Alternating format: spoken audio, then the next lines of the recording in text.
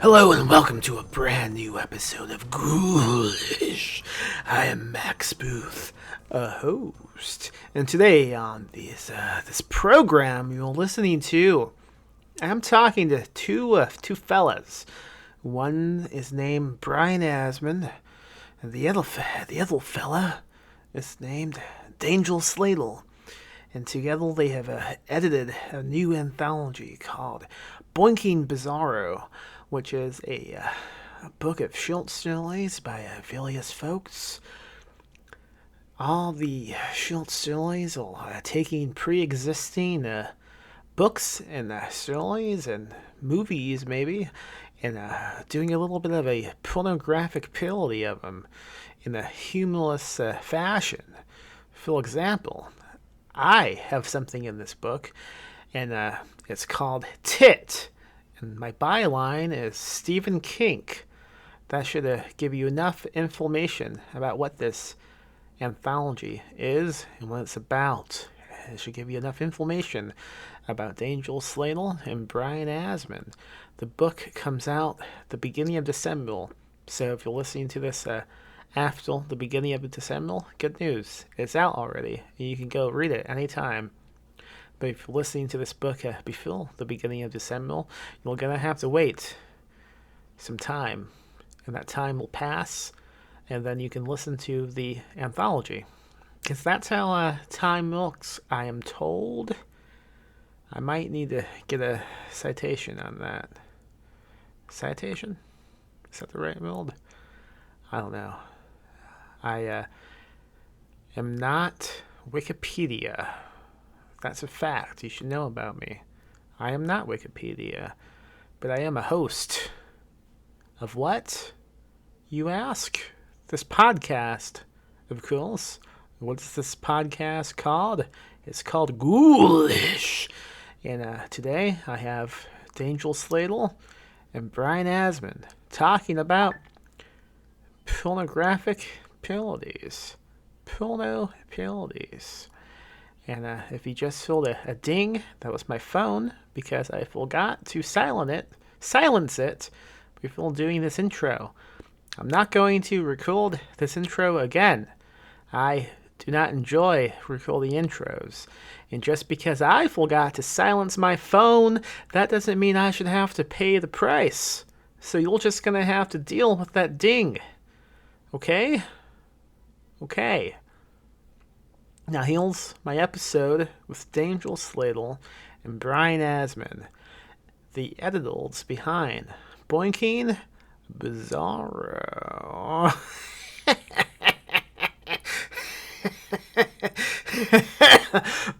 Oh boy. You have a pee bucket, you said? I do have a pee bucket. Yeah, I think every workstation needs one.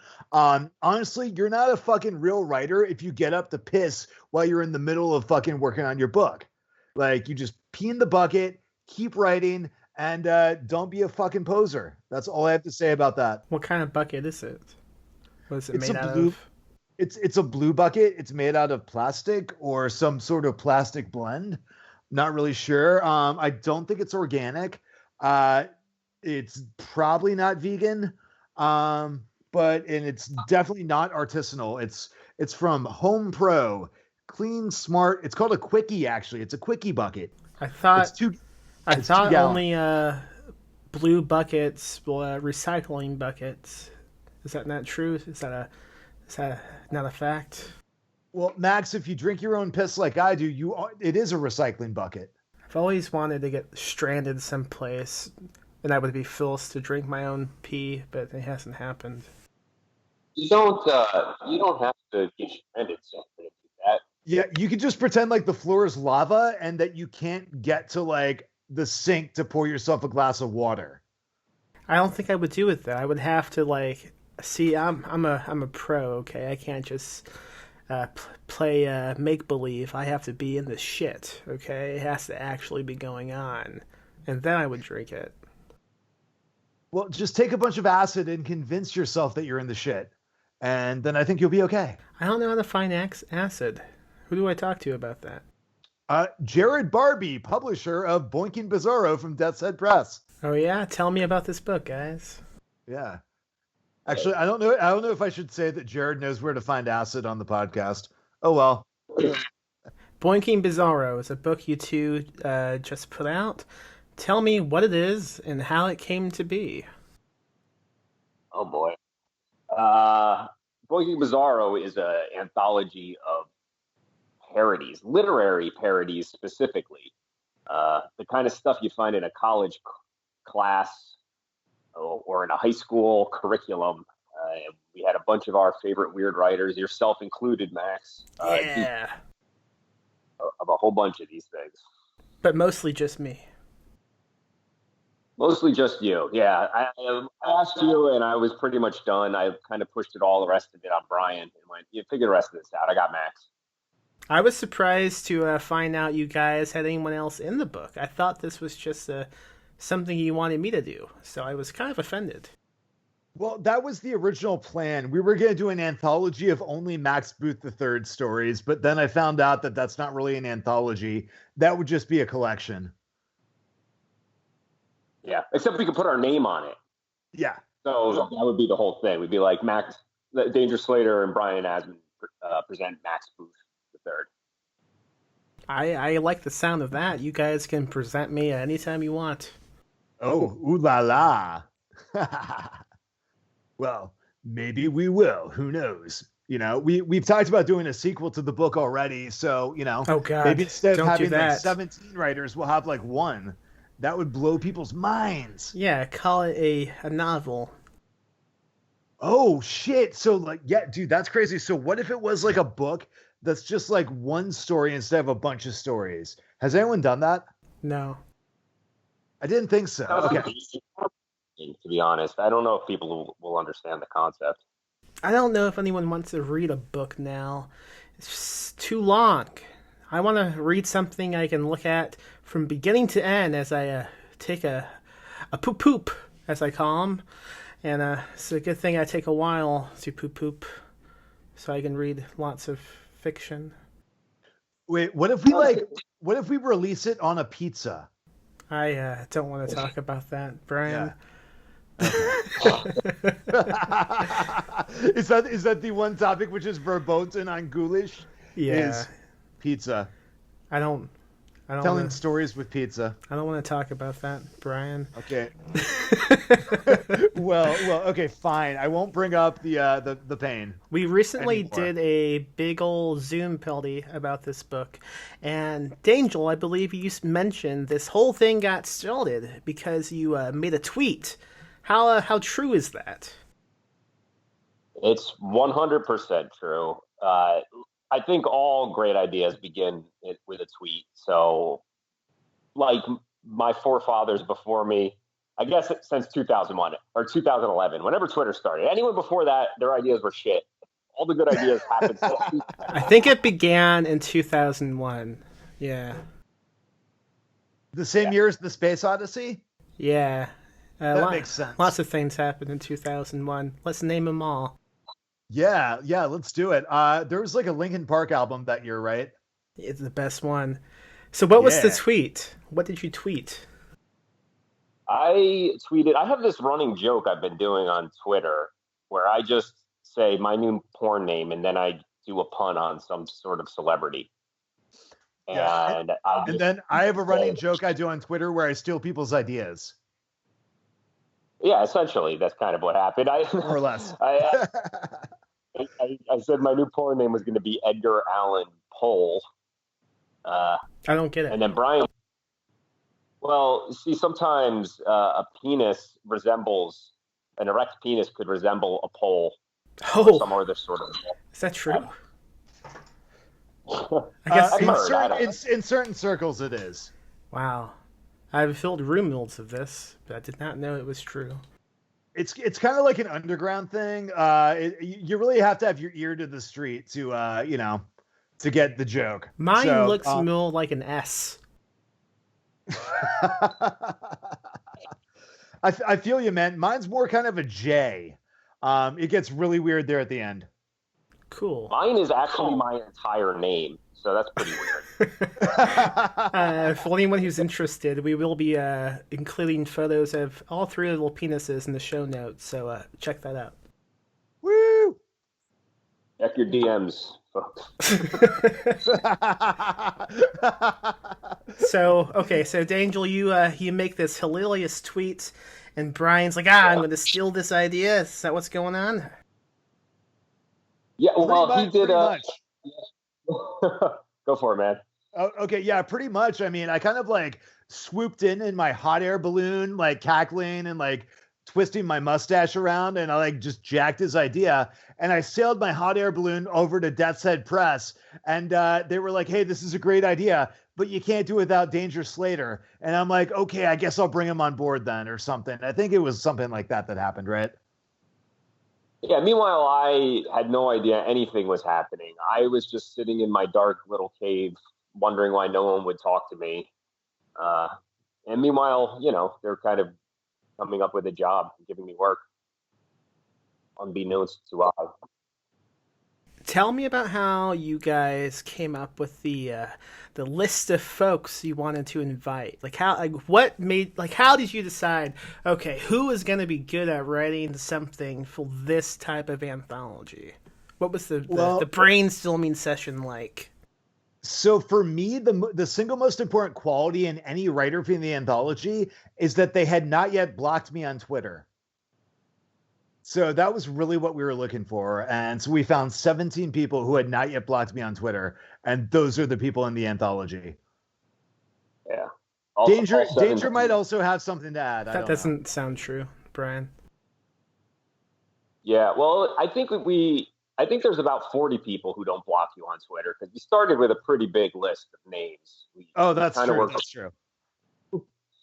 We kind of worked backwards from there. How did we come up with this list? We just named writers that we liked, essentially, that also do weird specifically.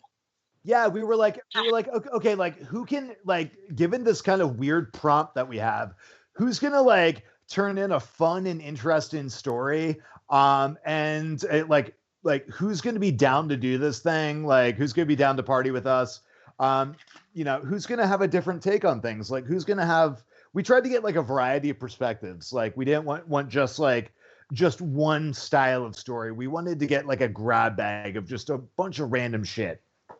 I was really impressed to see John Skip's name on that TOC. That was awesome.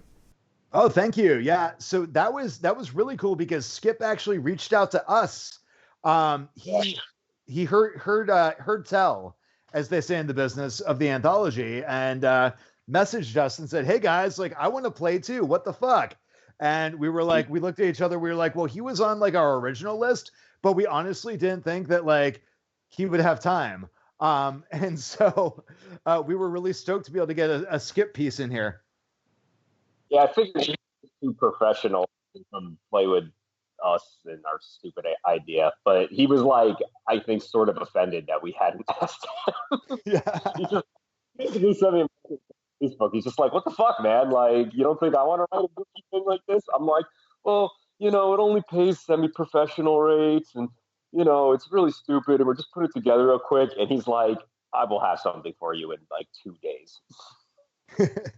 This is one of those projects where we didn't want to insult anyone by asking them to participate, and we didn't want to insult anyone by not asking them to participate. But at the end of the day, I think we've insulted quite a number of people, and I'm really proud of us for doing that. Did anyone say, no, get away from me, or anything like that? No one that didn't already have a restraining order against Danger. We didn't do an open call because of you, Max, and I saw how you kind of handle that unnamed anthology, the anthology Who Shall Not Be Named, let's say. Oh my God. Can you fucking imagine the fallout for every other fucking anthology and magazine and everything else if we had done an open call for this piece of shit? Did you just say a magazine? Like a zine dedicated to Trump? What? Yes, a magazine. What yes. the fuck? Yeah, What's wrong with you? Hey, you know what? If they pay semi-professional to professional rates, I'm submitting stories there. I don't give a fuck. I'm really impressed that Skip just went up to you guys, was like, "Hey, I'm gonna be in this book." All this time, could like any of us be doing that to any anthology? It's like, "Hey, I'm gonna submit something to this anthology that you did not invite me to write, Phil." That's pretty cool. I'm gonna begin like messaging Ellen Datlow a lot now. Well, make sure that you include a picture of yourself with like a crossbow, like pointing at the camera or something, you know. Why? Oh, sorry. That was a Nicholas Passion joke. Might be a... I'm surprised she hasn't made an anthology like this by now, to be honest with you. Oh yeah, I could totally see her doing this. We should message her and be like, maybe she can like be involved with the next one we do. That's a good idea. The funniest Ellen Datlow memory I have is I was at a convention, and it was one of those dumb events where like you sit around in a circle and have coffee and just talk. It's called like a coffee, fucking I don't know, something. And somebody, coffee clutch. Yeah, and somebody mentioned the phrase queefing, and Ellen Datlow really loudly yelled, "What the hell is queefing?" And then someone had to explain what that meant, and she just looked completely horrified with humanity. Dear God. That's a fucking experience, man. It was really awkward, and I did not enjoy being in that room. You think as a wordsmith she would want to know the definitions of these types of things? There's a whole glossary of horrible sex things. Most of these words found their way into Boinking Bizarro, to be honest. But there's a whole glossary of just terms that I'm sometimes shocked myself to hear. Yeah, I had to explain what cream pie meant to my mom like last week. Oh, I saw you talking about that. That must have been an awkward conversation. It was hilarious. I don't know what type of sexual conversations you guys have with your parents, but I tend to bring it up quite a bit. I don't know why. So, when I was in 5th grade, me and my friend Mike, we would hear these terms in school, and we would find them really funny. And then we would go and ask his mom what they meant, even though we already knew, just so we had to make her explain to us. We'd be like, "Oh, what is what is a queef?" or something like that, and then we would make his mom explain to us what a queef was, even though we already knew, and we would just giggle and at her uncomfortableness. What is the most disgusting story in this anthology? Oh, I think we have the same answer for this. Danger, do you want to say it on 3? Sure.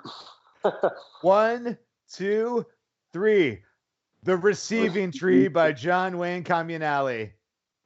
That guy's a dangerous human being.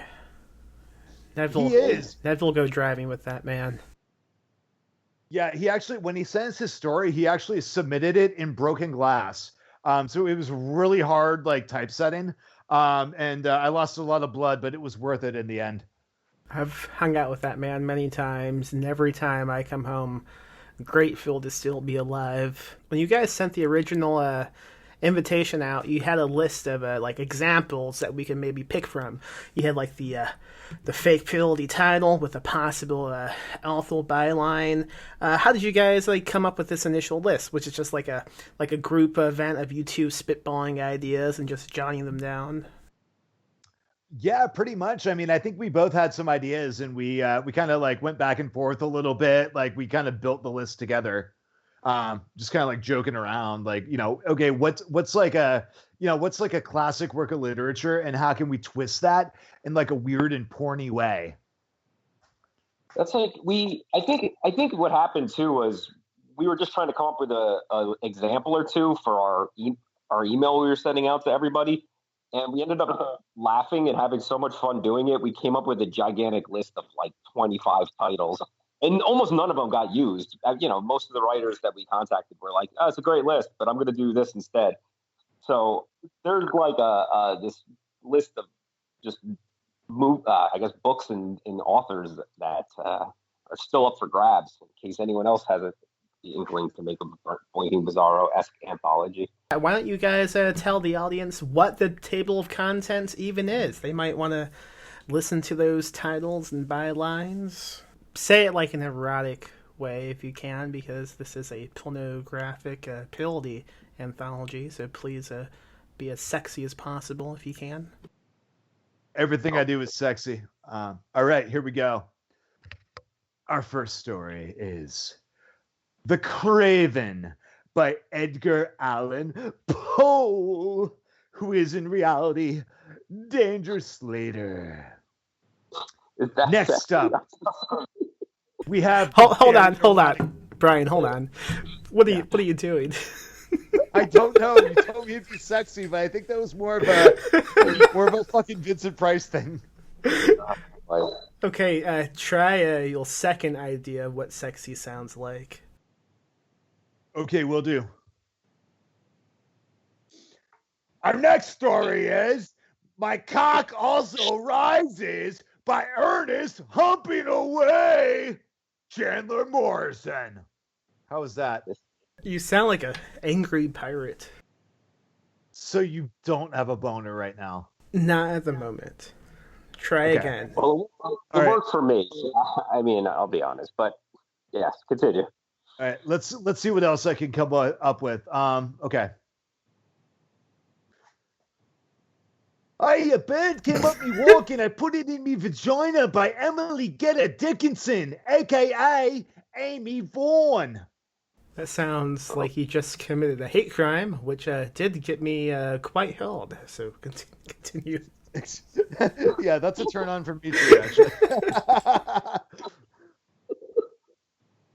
Next up, for all you lovers out there, we have The Receiving Tree by Shel Silverpeen, aka John Wayne Comunale. Next up, we have 1980 Fuck by George Horwell, aka Cody Goodfellow. Followed by American Sly Ho by Breast Eden Ellis, aka Jessica McHugh. Next, we have Paradise Lust by John Milton, aka Lucas Mangum. Then we have Whorehouse of Skeeves by Clark Z. Analuski, aka Chad Strapp. Then we have The Man in the Iron Gimp Mask by Alexandra Dumas, aka Christine Morgan. And then we have a story that you know very well, Tit by Stephen Kink, aka this motherfucker hosting the podcast right now. Continuing on with the table of contents, we have Post Orifice by Charles Butkowski, aka me, Brian Asman. Then we have Pinocchio's Big Dick Energy by Cucco Cacaldi, aka Betty Rocksteady. Next we have The Bush Jar by Safia Plath, aka Gina Rinaldi. Then we have A Cockwork Orange by Anthony Pervness, aka Michael Allen Rose. Followed by Not So Little Women by Louisa May Alcock, aka Wit Slurp. Then we have The Thottery by Shirley Jacksoff, aka Autumn Christian.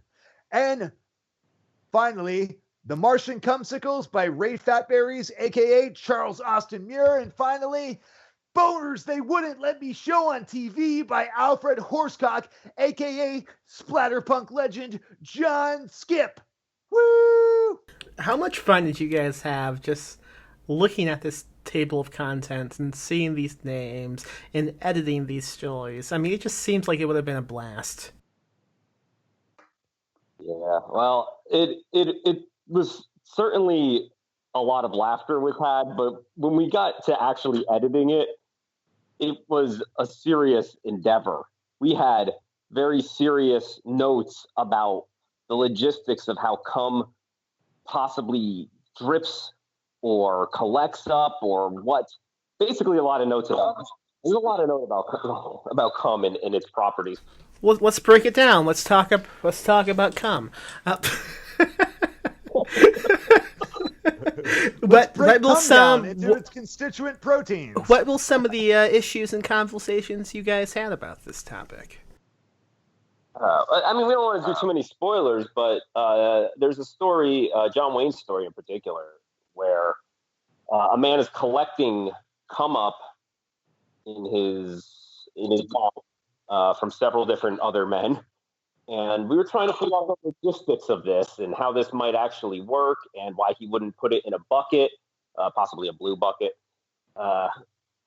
Or what, and we kind of got into it with John Wayne, a big back and forth about how we think the cum should really be stored and brought from one place to another. Yeah, we also had to have him tweak a couple things because it was just too autobiographical for what's supposed to be a fiction anthology. But those were kind of minor changes. Yeah, it's weird when he names the main character after himself. You know, it's really a dead giveaway. He kept slipping into first person POV, and it was kind of uncomfortable. But yeah, other than the logistics of saving cum in your chipmunk cheeks, this was actually a fairly easy anthology to edit. Like, honestly, I felt like we were kind of cheating, just because all the stories that came in were just fucking great, and we really only had to make minor edits to most of them in order to kind of make the book work. But I guess that's the advantage of having like an invite-only anthology, is because you kind of know what you're getting when you hit up someone like Betty Rocksteady or Autumn or Amy Vaughn or Michael Allen Rose, you know? You guys should rank them all right now from best to worst. Best to worst? Yeah. Ooh, okay. No, don't do that. Okay, yeah, okay. So worst is definitely that fucking Tit by Stephen King thing. What the hell is that? Wow. That is it's a story I wrote. Thank you for bringing it up. I am happy to talk about it. Yeah. By the way, we do have some bad news tonight. We figured this podcast would be a good time to tell you that we're actually cutting your story from the anthology. I would believe you if I did not live with the woman who is formatting the anthology.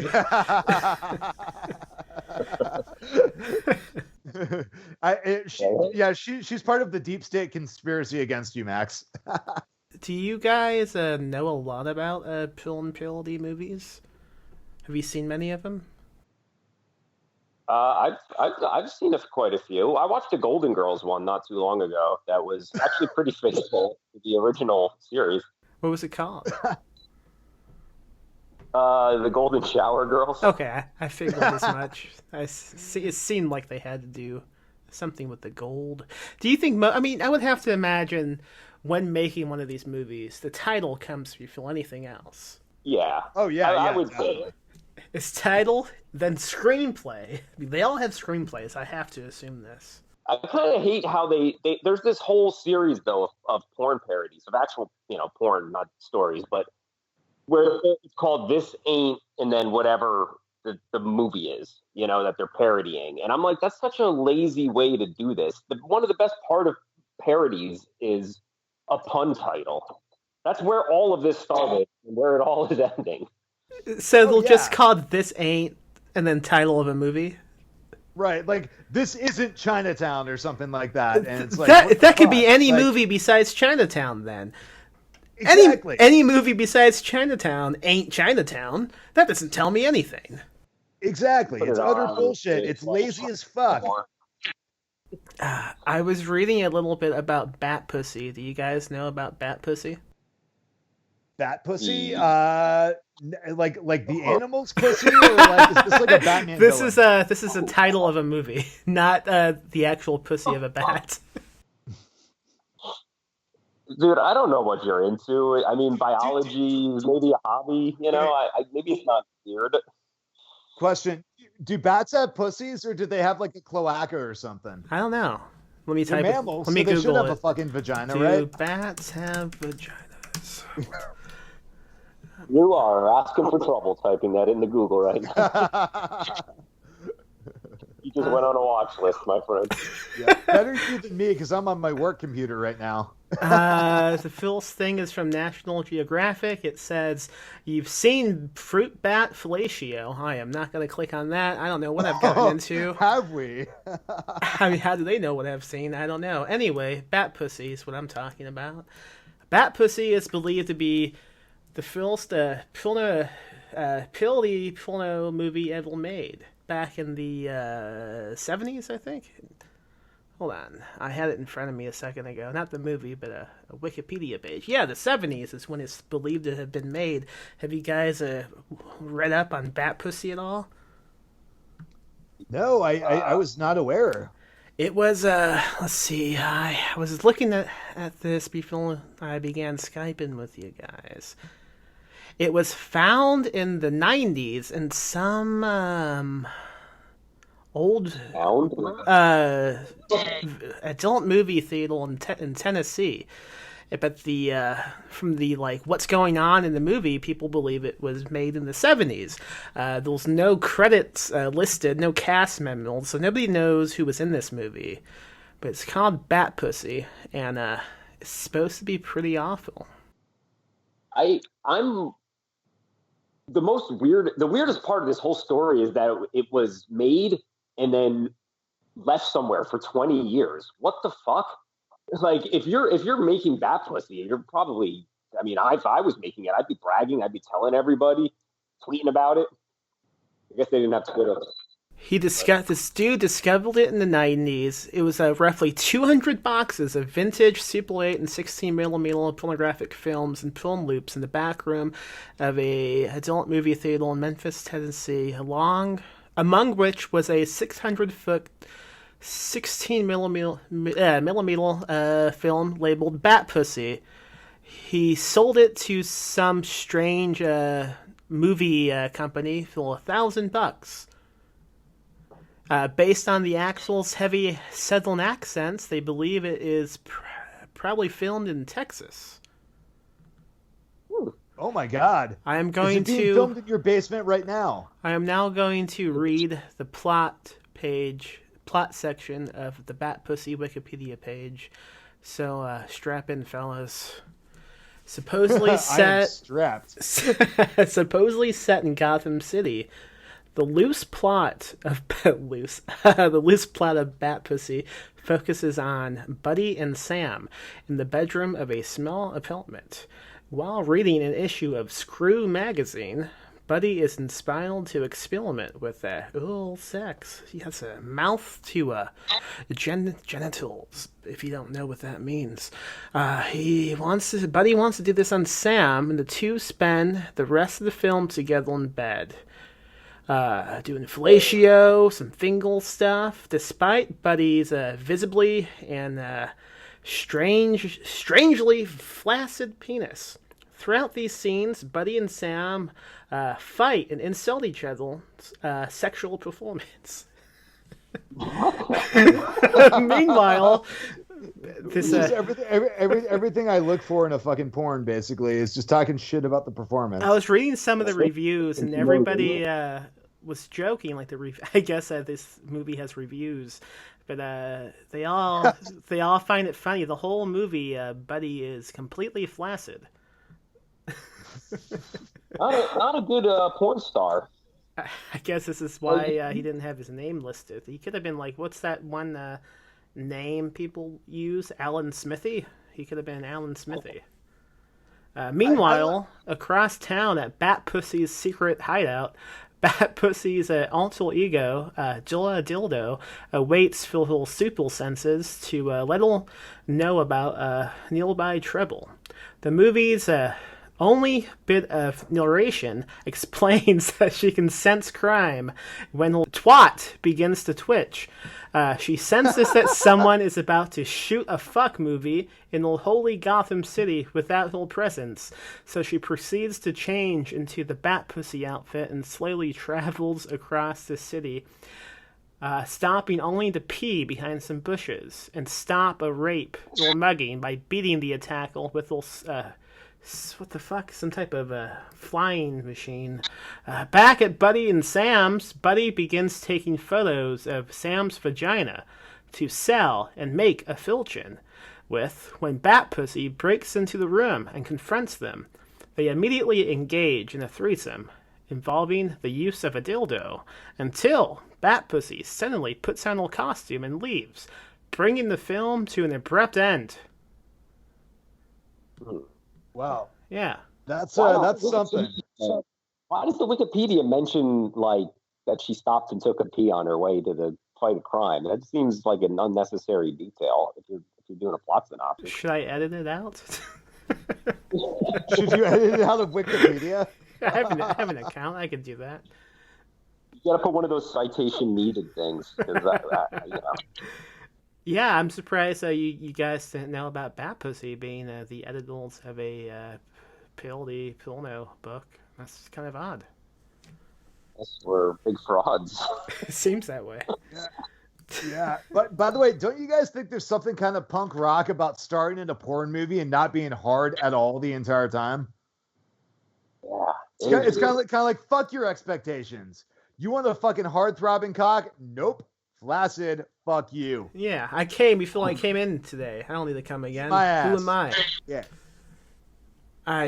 Maybe she did eat his ass. I don't know. I haven't seen the movie. Maybe, yeah. Well, it wasn't on the. I feel like they would have mentioned that on the Wikipedia page.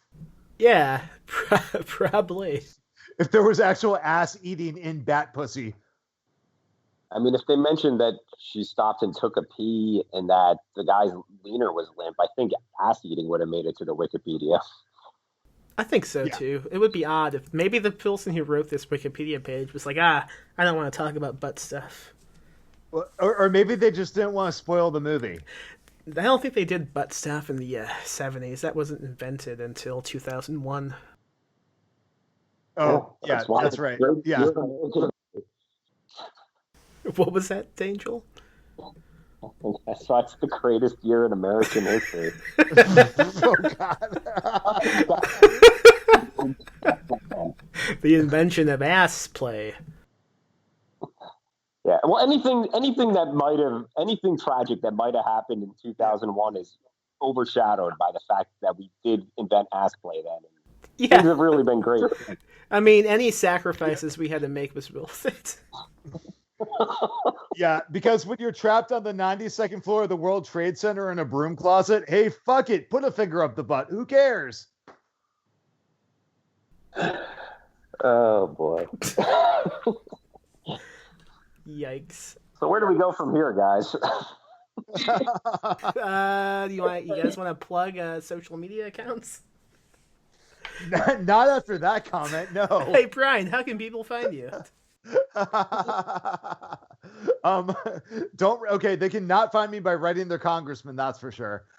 So I'm on Twitter at Brian_Asman and on Instagram at the Brian Asman. My website is brianasmanbooks.com. Yeah. I don't have all that fancy shit, but you can find me on Twitter at Danger_Slater. Wait, I do have an Instagram, but just find me on Twitter. That's the best place. When does Boinking Bizarro come out again? I was thinking it was out now, but it's not. Couple more weeks. It's coming out December 1st. Oh, okay. Cool. But pre-orders are open now. You can get for $2.99. Meanwhile, at Bat Pussy's secret warehouse hideout, Dora Dildo, alias the mighty Bat Pussy, is patiently waiting for her super senses to tell her that a crime is about to be committed. She can always tell when her twat begins to twitch. God damn. I feel like a crime is about to be committed. My secret twat tells me somebody's about to shoot a fuck movie in my holy Gotham City. I think this is a job for Bat Pussy. Or am I not getting into my Bat Pussy uniform?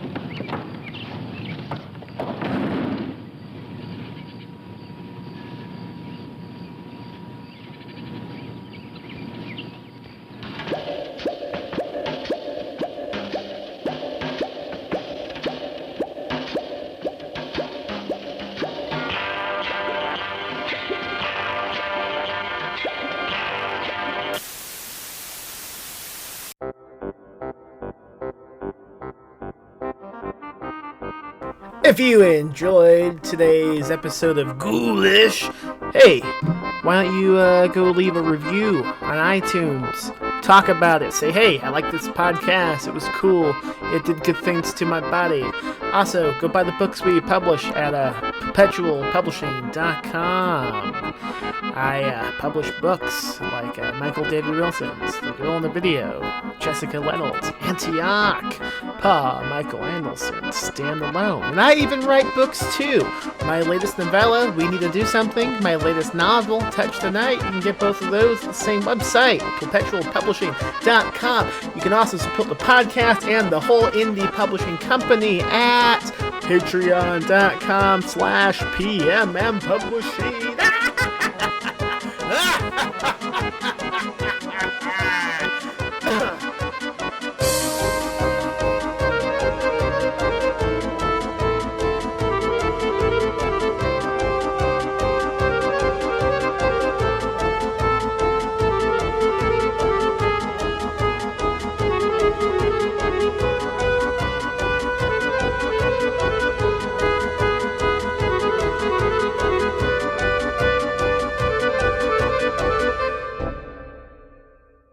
Live spooky, die spooky.